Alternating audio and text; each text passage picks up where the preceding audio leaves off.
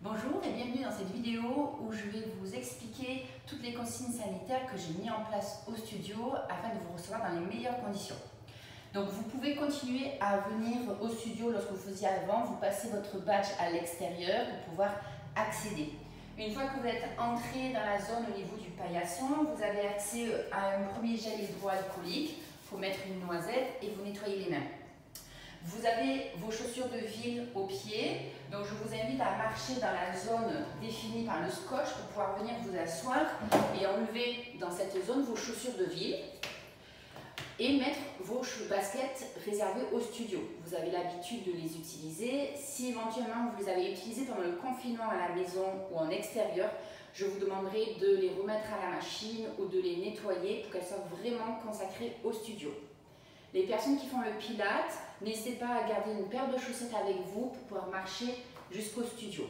Donc une fois ici, vous récupérez vos baskets de ville, vos chaussures de ville dans votre sac de sport et vous pouvez accéder au studio.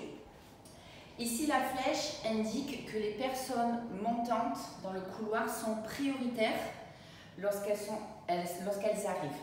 Le planning est fait afin que vous évitiez de vous croiser. Il y a un quart d'heure de battement entre chaque cours et chaque coaching.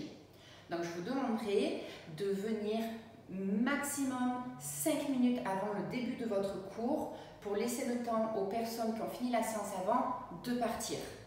Pareil, à l'entrée du studio, si vous voyez qu'il y a d'autres personnes, essayez de maintenir les règles de distanciation et de vous espacer d'1 mètre. Du coup, lorsque vous accédez au studio, je vous demanderai en fait de venir directement habillé en tenue de sport car les consignes sanitaires m'imposent de fermer l'accès au vestiaire. Donc, on a la chance qu'il fait beau, on a le soleil de retour, vous pouvez prévoir un petit t-shirt de rechange pour vous changer si vous voulez derrière les casiers, mais l'accès au vestiaire sera interdit.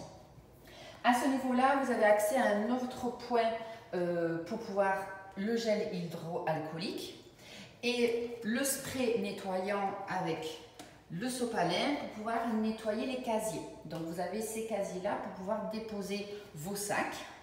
Ce que je vous demanderai, c'est de nettoyer ici le loquet pour pouvoir ouvrir et l'intérieur du casier avec le sopalin avant de mettre votre sac et lorsque vous allez récupérer également votre sac. Pour éviter de trop polluer, parce que ça va faire beaucoup de déchets, vous savez que je suis contre ça, essayez d'utiliser 1 ou 2 feuilles de sopalin, ça évitera d'avoir trop de déchets. Vous avez l'accès aux toilettes qui restent possibles et vous y retrouvez toujours vos serviettes de toilette individuelles pour vous laver les mains à chaque fois et également du gel hydroalcoolique. Une fois que vous avez fait tous ces gestes, vous pouvez accéder à la séance. Je vous ai donc préparé ici plusieurs points qui représentent en fait la zone où vous allez pouvoir vous entraîner.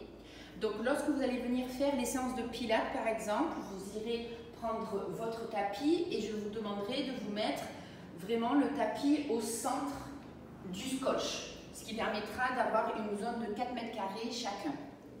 Pour les cours de burn training également, chacun travaillera donc au niveau de son point et aura son matériel.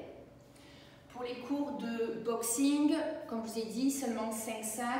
Chaque sac sera espacé et 1 personne par sac.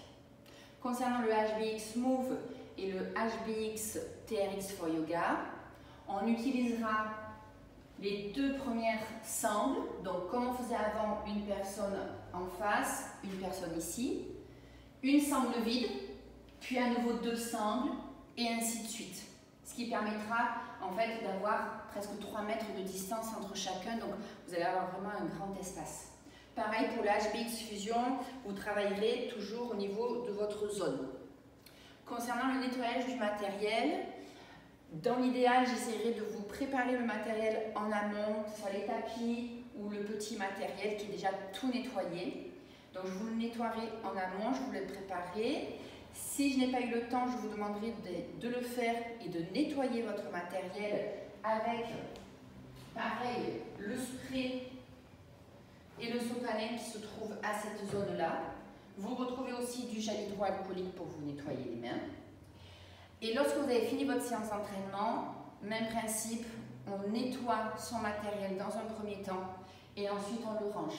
Si on a transpiré dans sa zone d'entraînement, on peut prendre le spray et venir pchiter dans sa zone et ça sèche naturellement et ça désinfecte sans venir passer de coups de lingette. D'accord? Voilà au niveau des consignes sanitaires que je vous ai préparées au niveau du studio. Je suis très contente et j'ai hâte de vous retrouver. Et tout est réuni pour que tout se passe dans les meilleures conditions possibles. À très vite tout le monde. Merci.